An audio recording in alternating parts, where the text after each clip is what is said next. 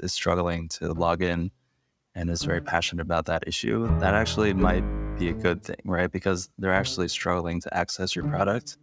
And that means that there's something in the product that they're looking for. And then it takes another follow-up questions to really get at what are they trying to log in for? Like, what value is login bringing to their daily lives?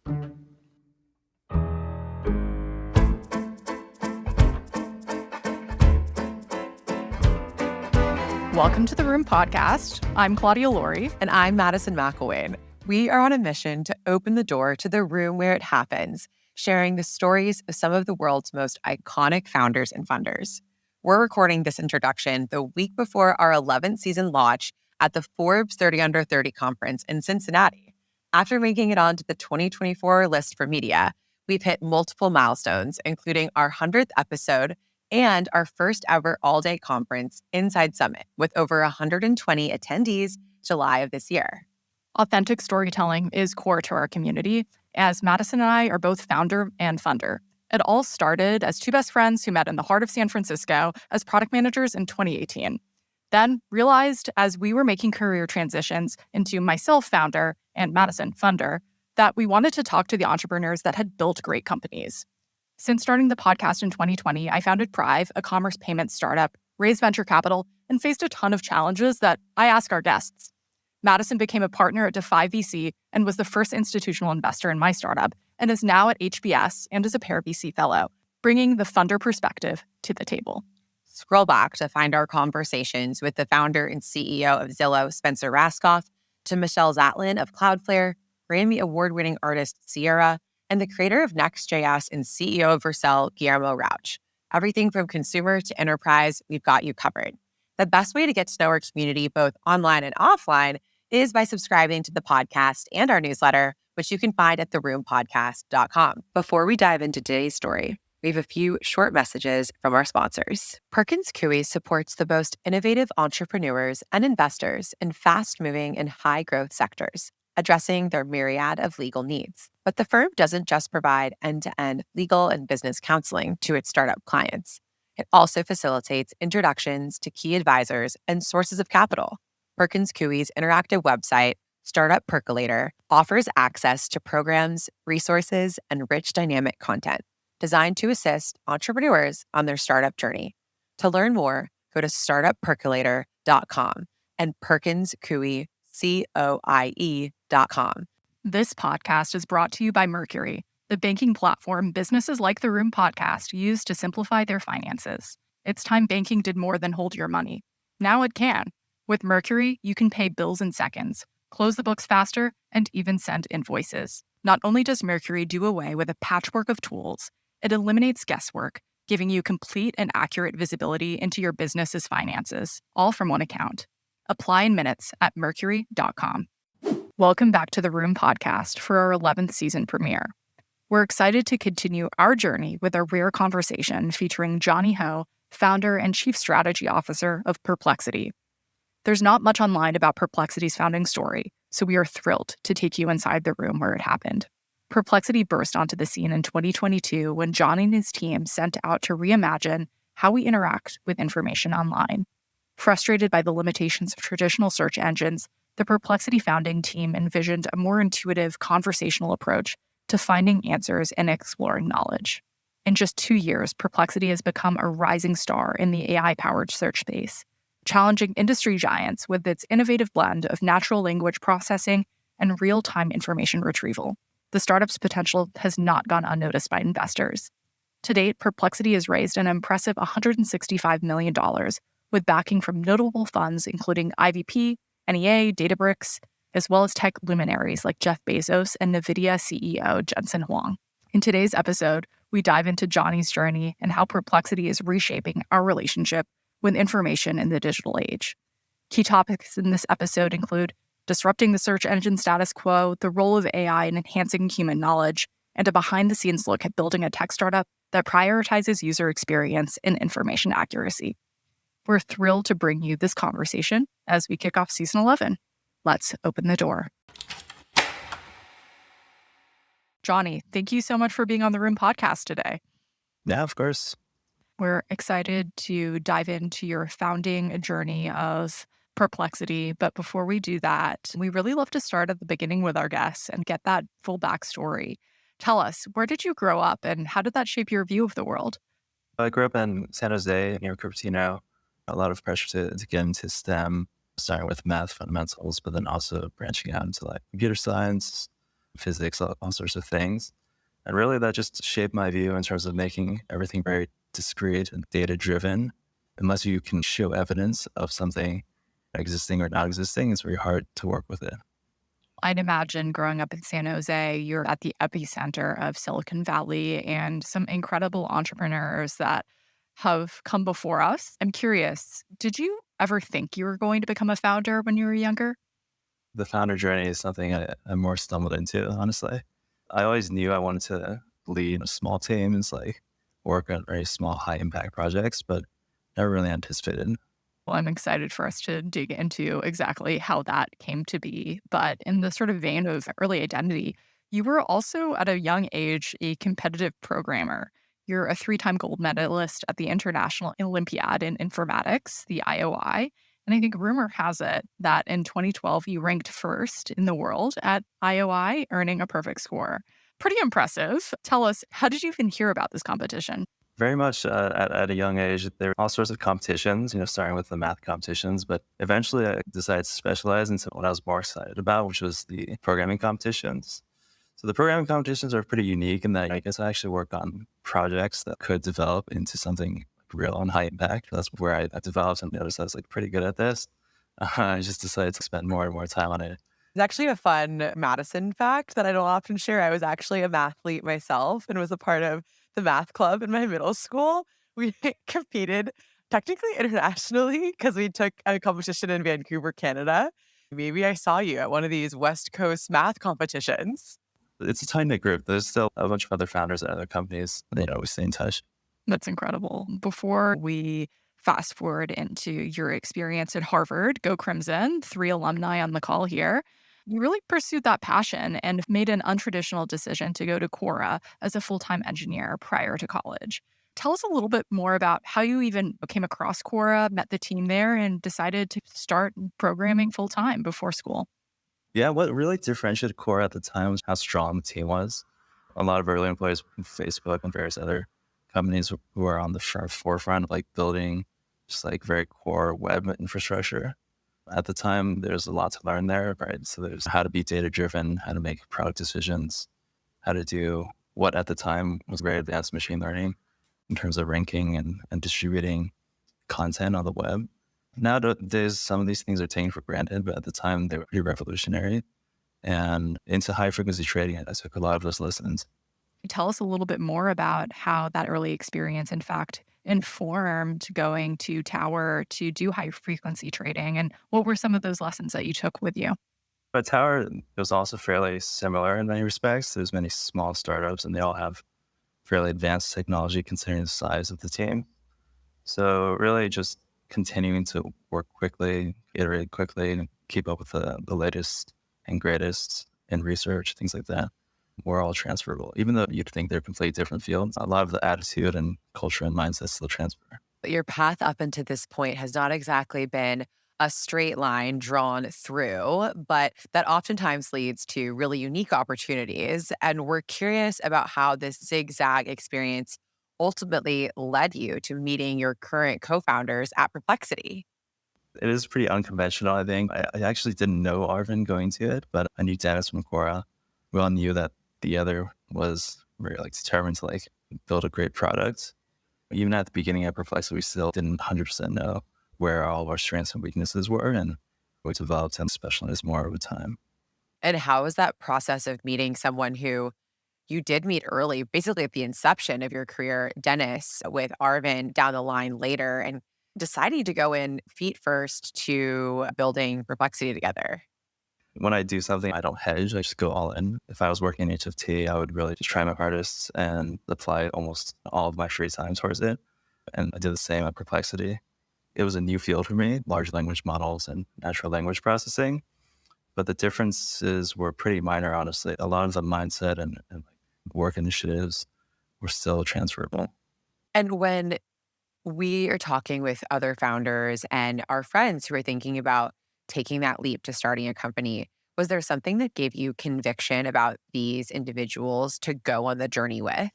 Having that all-in mindset, not being distracted, making sure that at the end, the company takes priority over any individual kind of priority. It's right. Just having that aligned mindset just from the get-go has made a lot of sense for us. I think clearly all of us were from very technical backgrounds, so we had that alignment.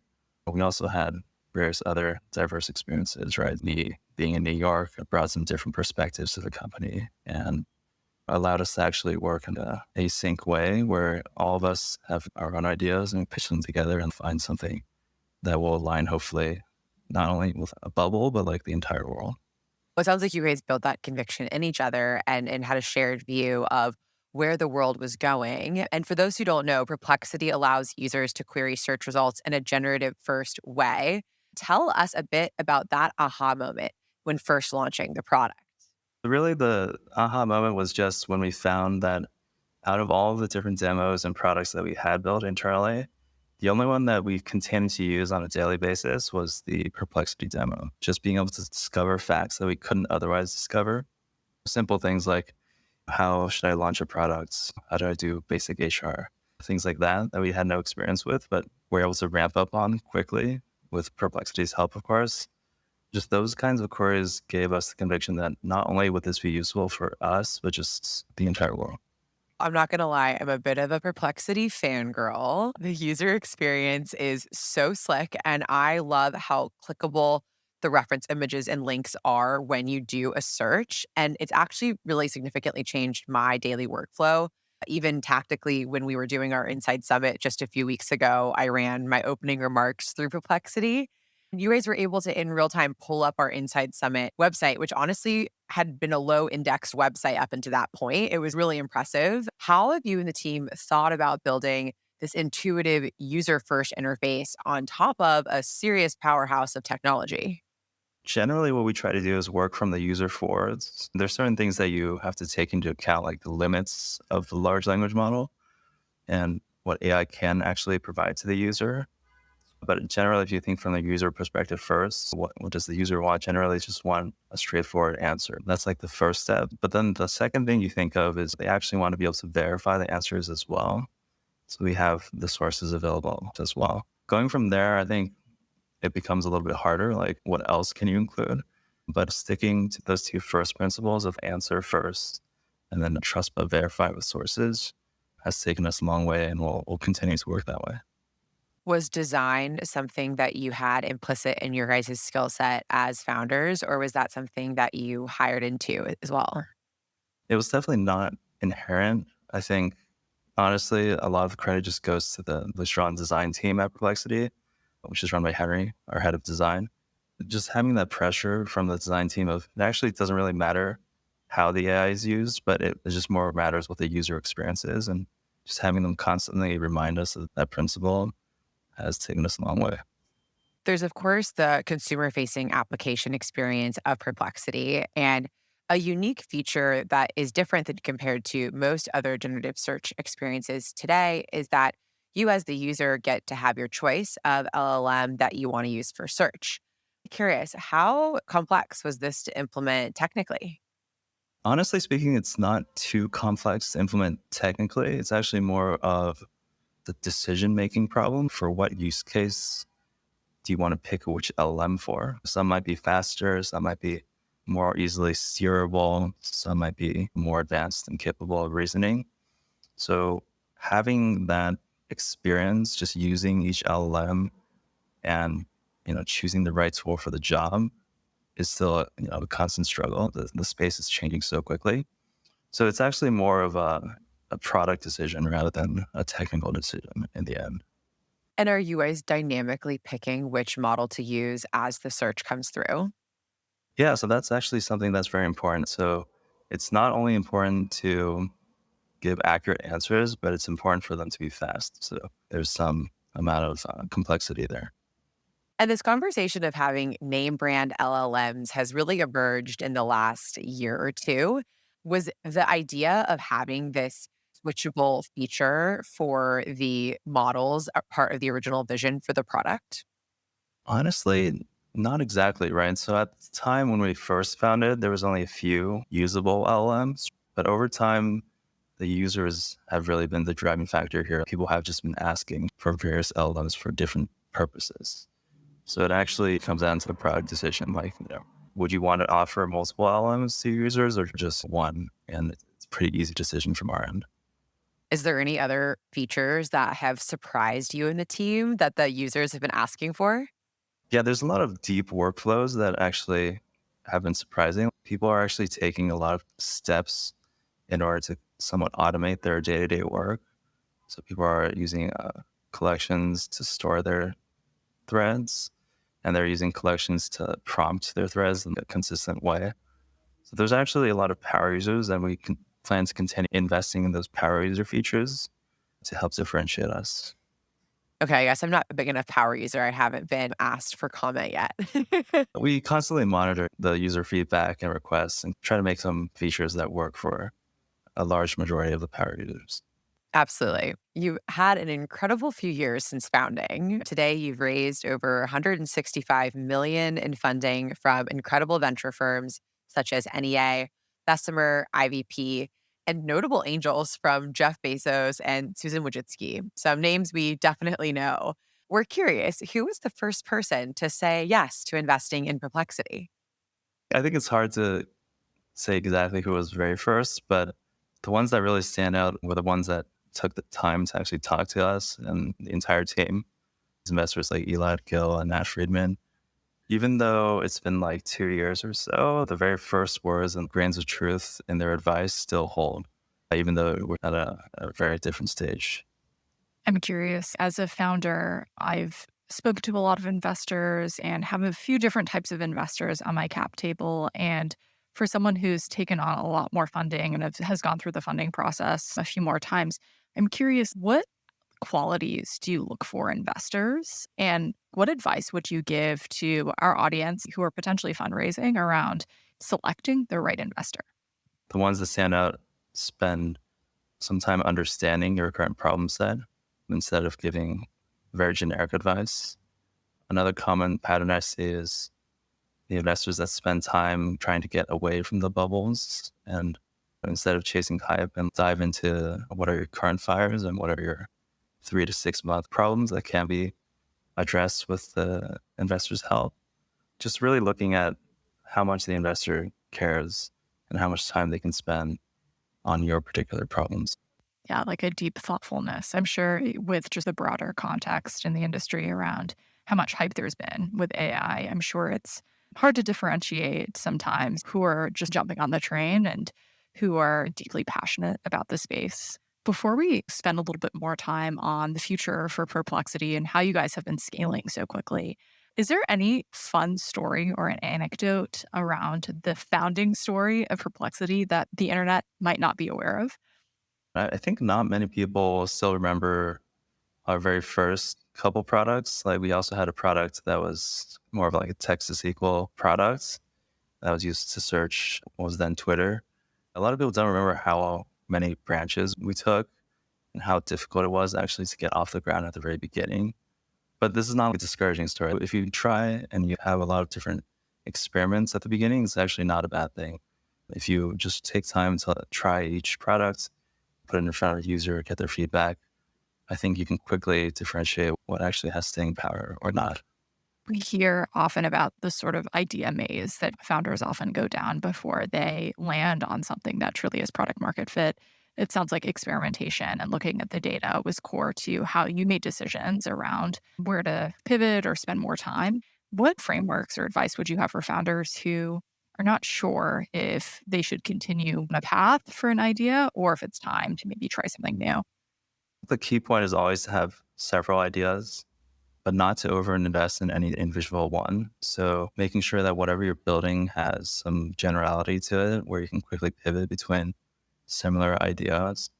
I think having a user base that can leverage multiple products is also important. So Perplexity even today skews more towards like the AI and tech scene, which helps us inform our strategy, right? So we can develop a lot of experiments that help power users, that help researchers, that help knowledge workers. And there's a billion ideas that we could try. Yeah, so regardless of how poorly one experiment is going, just keep pushing forward and keep having those learnings that carry over between experiments. Your learnings from early experiments have certainly carried over to what Perplexity is today. Let's chat a little bit more about these users you've mentioned. It's clear that you guys are on a rocket ship. Not only does Perplexity now have close to 100 employees, in all of 2023, Perplexity also processed 500 million queries. Today, Perplexity processes more than 250 million queries a month. So that's the kind of a big shift from last year. How do you think more about your go-to-market strategy and monetization plans now that you've hit a scale inflection point? Yeah, I think the go-to-market strategy still remains about the same. Honestly, it's just continuing to appeal to more of a research and knowledge worker demographic. What is changing slightly is how much staying power we want to have in someone's daily workflows. So not only are we good at research, but we're good at more shallow research as well as deeper research. And not only are we working on a very obvious answer engine, but we're also working on more of a discovery platform where you can learn more about subjects that you couldn't have otherwise discovered on your own. And just gradually expanding that feature set so that there's more ways than just one of using Perplexity. Staying power, I think, is an important word that has come up in a lot of our podcast recordings and conversations with founders that are building foundational models, such as the team at Runway, to founders that are leveraging existing models to really revolutionize a workflow or vertical. Tell me a little bit more about how you guys think about being differentiated and building a moat, especially on kind of the consumer application of AI. Yeah, I think the staying power really comes around developing that user trust that whatever we build is going to continue to be relevant to the users, making sure that all the features revolve around the research and knowledge use cases is very important. We don't want to deviate from that and hedge too much and expand too far all at once. I think naturally, if you just have more of an opinion there instead of trying to do everything, that you'll come out to be more differentiated.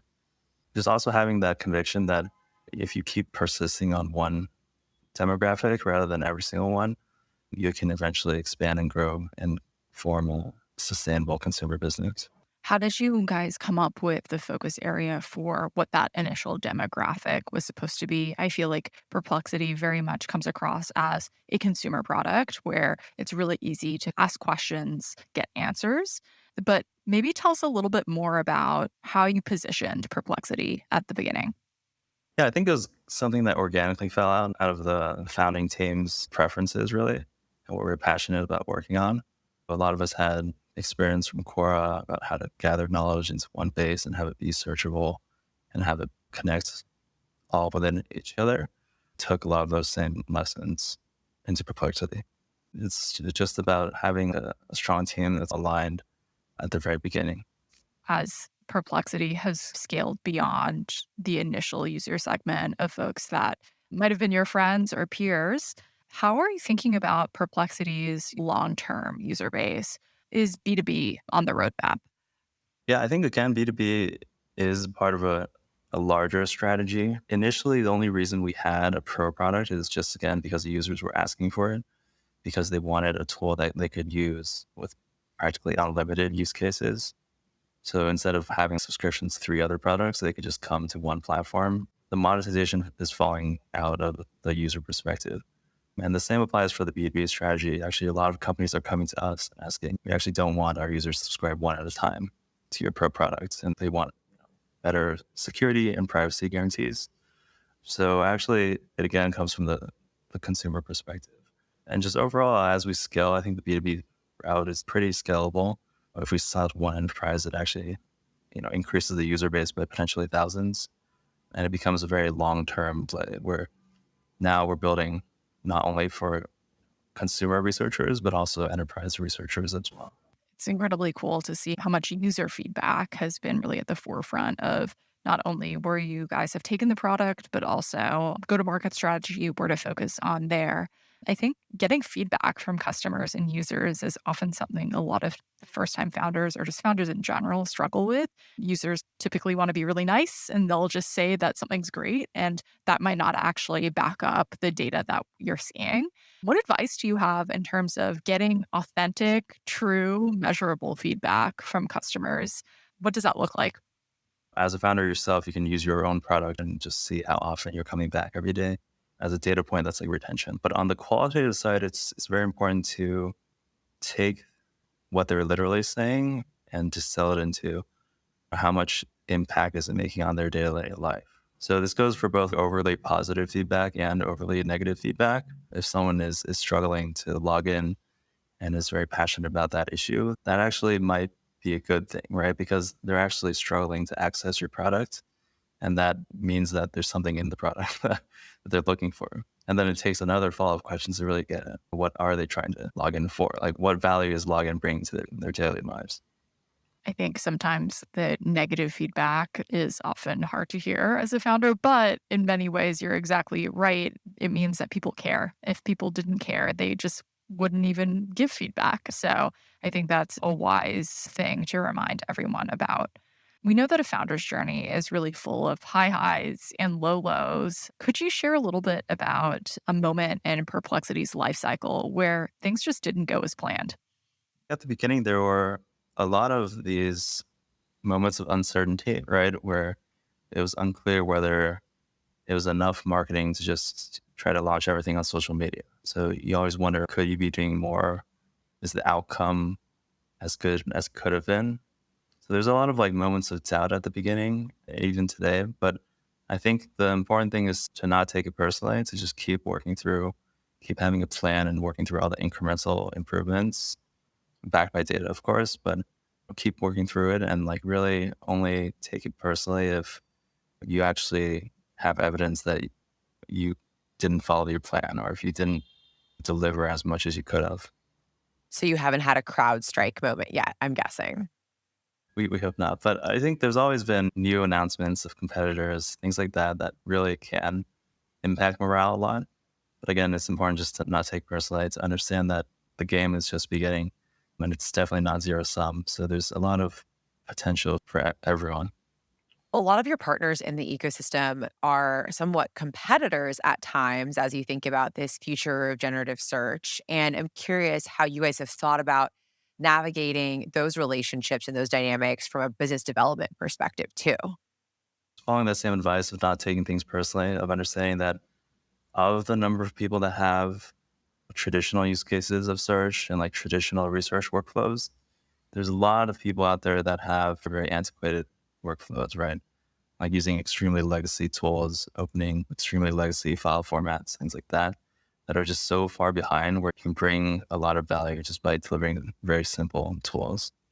And understanding that AI is just a moment in time, one blip in the long life of a successful business.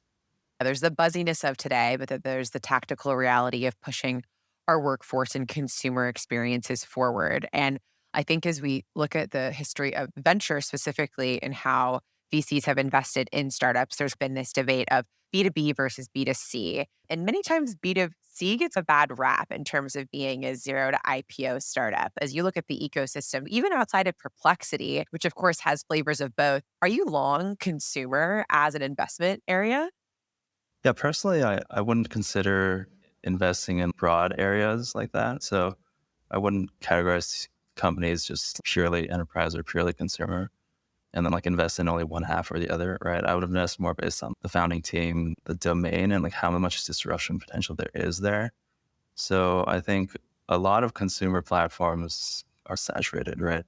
A lot of advertising platforms are saturated. So obviously there's less potential there, but I think there's still a lot of potential in terms of disrupting day-to-day workflows, right? How many of your day-to-day things are just extremely repetitive, extremely ripe for disruption? Things as basic as email still are not really perfected. I have like infinite spam in my inbox, things like that. Yeah. Yeah, until we have no headaches on the internet, there is still problems to be solved, and we have plenty of headaches. So that makes a ton of sense. And I like disaggregating it from this framework of categorization of consumer versus enterprise. People love to put people in boxes, but that's harder to do than you might think. As you guys have thought about finding those partners from the zero to IPO journey, and you mentioned some of the early believers, have you created a board for Perplexity? I think the best part of our investors is they don't try to govern too strictly, right? They kind of understand that it's a new space and it's going to take a lot of experimentation, a lot of failures before we get anything completed. Well, taking a step back then, as we look towards the future for Perplexity, what is next on the roadmap? Continuing to differentiate us from other products, making sure that not only is Perplexity a good answer engine, but a good discovery platform, a good day-to-day helper. Things like that are very exciting to us and really try to increase that staying power, right? Continuing to scale the team, just really understanding each person's strengths and weaknesses and making sure that each person's learning as much as they can and owning as much as they can is the most important thing to me. Early on, you can try to do everything yourself, but I think at this point, it's extremely unscalable and it's really going to take an army to accomplish what we want to do.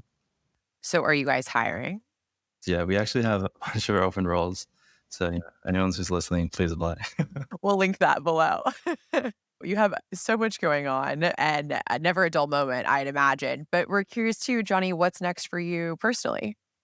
Personally, I think continuing to try to meet the team as much as I can, just trying to fly between our various offices more often and understand how to work productively with a larger team. I think that's going to be the biggest challenge for me personally. I think as our skill sets develop, it's inevitable that I'm going to have to specialize more. So probably just focusing more on the product strategy and really understanding the user base and how it's going to evolve over time. Absolutely.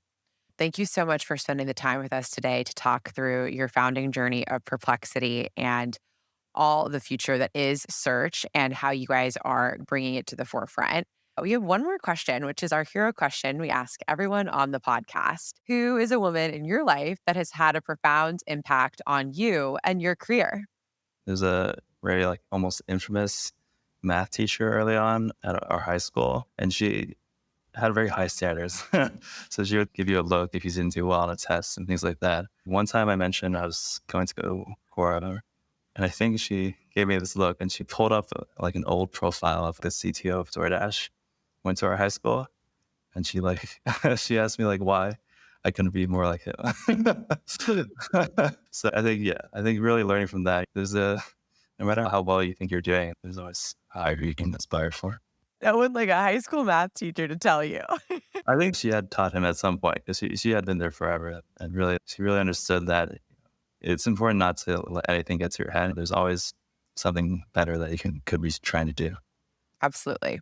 I love that future forward mindset, even at a young age, which is clearly already taking you far, Johnny. And thank you so much for taking the time to share your story here with us today on The Room. Yeah, of course. Yeah, it's been a pleasure being here. Yeah, looking forward to getting more job applications. Thank you so much for joining us at The Room podcast. If you want more from The Room every week, subscribe to our newsletter at theroompodcast.com/newsletter. We'll be back next week with a new episode and inspirational guest Tuesday. See you in the room. Perkins Coie supports the most innovative entrepreneurs and investors in fast-moving and high-growth sectors, addressing their myriad of legal needs. But the firm doesn't just provide end-to-end legal and business counseling to its startup clients. It also facilitates introductions to key advisors and sources of capital. Perkins Coie's interactive website, Startup Percolator, offers access to programs, resources, and rich dynamic content designed to assist entrepreneurs on their startup journey. To learn more, go to startuppercolator.com and Perkins Coie, COIE.com. This podcast is brought to you by Mercury, the banking platform businesses like The Room podcast use to simplify their finances. It's time banking did more than hold your money. Now it can. With Mercury, you can pay bills in seconds, close the books faster, and even send invoices. Not only does Mercury do away with a patchwork of tools, it eliminates guesswork, giving you complete and accurate visibility into your business's finances, all from one account. Apply in minutes at mercury.com.